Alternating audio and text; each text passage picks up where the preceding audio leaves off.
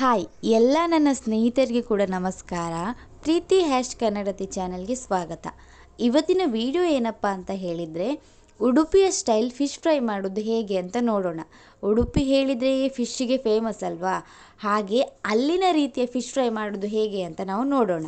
ಯಾರೆಲ್ಲ ನನ್ನ ಚಾನಲ್ನ ವೀಡಿಯೋಸನ್ನು ಸಬ್ಸ್ಕ್ರೈಬ್ ಮಾಡದೆ ನೋಡ್ತಿದ್ದೀರಾ, ಪ್ಲೀಸ್ ಸಬ್ಸ್ಕ್ರೈಬ್ ಮಾಡ್ಕೊಳ್ಳಿ.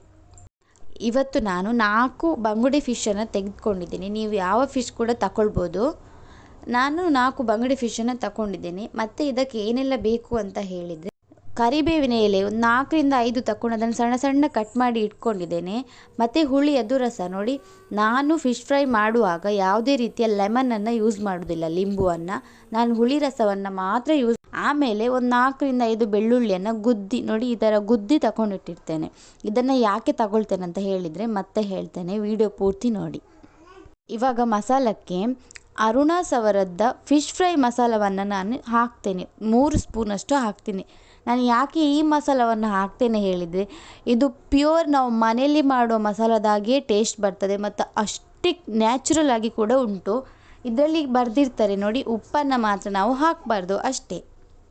ನಾನು 3 ಸ್ಪೂನ್ ಈ ಮಸಾಲವನ್ನು ತಗೊಂಡು ಸ್ವಲ್ಪ ಗರಂ ಮಸಾಲವನ್ನು ಆ್ಯಡ್ ಮಾಡ್ತೇನೆ ನೋಡಿ. ಎಷ್ಟು ಜಾಸ್ತಿ ಹಾಕೋದಿಲ್ಲ, ಸ್ವಲ್ಪ ರುಚಿಗೆ ತಕ್ಕಷ್ಟು ಮಾತ್ರ ನಾನು ಹಾಕೋದು. ಮತ್ತು ಶುಂಠಿ ಬೆಳ್ಳುಳ್ಳಿ ಪೇಸ್ಟನ್ನು ನಾನು ಜಾಸ್ತಿ ಹಾಕ್ತೀನಿ. ಯಾಕೆ ಹೇಳಿದರೆ, ನಾವು ಯಾವುದೇ ರೀತಿಯ ನಾನ್ ವೆಜ್ಜನ್ನು ಮಾಡುವಾಗ ಶುಂಠಿ ಬೆಳ್ಳುಳ್ಳಿ ಪೇಸ್ಟನ್ನು ಜಾಸ್ತಿ ಹಾಕಬೇಕು. ಆಗ ನಮಗೆ ಫ್ಲೇವರ್ ಜೊತೆಗೆ ಟೇಸ್ಟ್ ಕೂಡ ಬರ್ತದೆ, ಆಯಿತಾ. ಈಗ ಹುಳಿ ರಸವನ್ನು ಹಾಕಿ ಚೆನ್ನಾಗಿ ಮಿಕ್ಸ್ ಮಾಡ್ತೇನೆ ನೋಡಿ. ಈಗ ಈ ಮಸಾಲವನ್ನು ಚೆನ್ನಾಗಿ ಮಿಕ್ಸ್ ಮಾಡಿದ ಮೇಲೆ ಒಂದೊಂದೇ ಮೀನು ತಗೊಂಡು ಅದಕ್ಕೆ ಫುಲ್ಲು ಹಾಕ್ತಾ ಬರಬೇಕು ನೋಡಿ. ಈ ಥರ ತುಂಬ ನೀಟಾಗಿ, ಸ್ವಲ್ಪ ಸಹ ಕಾಣಬಾರ್ದು ಫಿಶ್, ಆ ಥರ ಚೆನ್ನಾಗಿ ಮಸಾಲವನ್ನು ಹಾಕಬೇಕು. ನಾವು ಯಾವತ್ತೂ ಕೂಡ ಮಸಾಲವನ್ನು ಹಾಕುವಾಗ ಕೆಳಗಿಂದ ಮೇಲೆ ಹಾಕಬಾರ್ದು, ಮೇಲಿಂದ ಕೆಳಗೆ ಹಾಕಬೇಕು ನೋಡಿ, ಈ ಥರ. ಆಗ ಆ ಫಿಶದ್ದು ಸ್ಕಿನ್ನಿಗೆ ಏನಿದೆ ನಾವು ಹಾಕುವಂಥ ಮಸಾಲ ಚೆನ್ನಾಗಿ ತಾಗ್ತದೆ ನೋಡಿ. ಈ ಥರ ಫಿಶದ್ದು ಹೊಟ್ಟೆ ಒಳಗೆ ಕೂಡ ಈ ಥರ ಮಸಾಲವನ್ನು ಇಡಬೇಕು. ಬೆಳ್ಳುಳ್ಳಿಯನ್ನು ಏನು ಗುದ್ದಿ ತಗೊಂಡಿರ್ತೇವೆ, ಆ ಬೆಳ್ಳುಳ್ಳಿಯನ್ನು ಈ ಹೊಟ್ಟೆ ಒಳಗೆ ಮಸಾಲ ಹಾಕಿರ್ತೇವೆ ನೋಡಿ, ಆ ಹೊಟ್ಟೆ ಒಳಗೆ ಇಡಬೇಕು.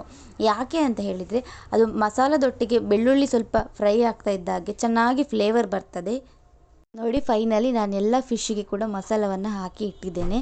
ನಾವು ಮಸಾಲವನ್ನು ಅಪ್ಲೈ ಮಾಡಿ ಆದಮೇಲೆ ಅರ್ಧ ಗಂಟೆ ಫಿಶನ್ನು ಹಾಗೆ ಬಿಡಬೇಕು. ಯಾಕೆ ಹೇಳಿದರೆ ಫಿಶ್ ಎಲ್ಲ ಮಸಾಲವನ್ನು ಹೀರ್ಕೊಳ್ತದೆ.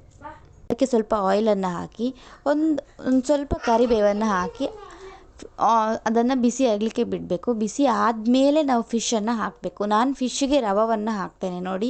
ರವೆ ಹಾಕಿ ಆದಮೇಲೆ ಫ್ರೈ ಮಾಡ್ತೀನಿ. ಯಾರಿಗೆಲ್ಲ ತವಾ ಫ್ರೈ ಬೇಕು ಅವ್ರು ತವಾನೇ ಮಾಡ್ಕೊಳ್ಬೋದು. ಫೈನಲಿ ಫಿಶ್ ಫ್ರೈ ನೋಡಿ ಈ ಥರ ಬಂದಿದೆ, ರೆಡಿಯಾಗಿದೆ. ಟೇಸ್ಟ್ ಅಂತೂ ಸೂಪರ್ ಆಗಿದೆ. ನೀವು ಕೂಡ ಟ್ರೈ ಮಾಡಿ, ಚೆನ್ನಾಗಿರ್ತದೆ. Thank you. ಐ ಹೋಪ್ ಈ ವಿಡಿಯೋ ಎಲ್ಲರಿಗೂ ಇಷ್ಟ ಆಯಿತು ಅಂದ್ಕೊಳ್ತೇನೆ. ಇಷ್ಟ ಆದರೆ ಲೈಕ್ ಮಾಡಿ, ಶೇರ್ ಮಾಡಿ, ತಪ್ಪದೇ ಸಬ್ಸ್ಕ್ರೈಬ್ ಮಾಡಿ.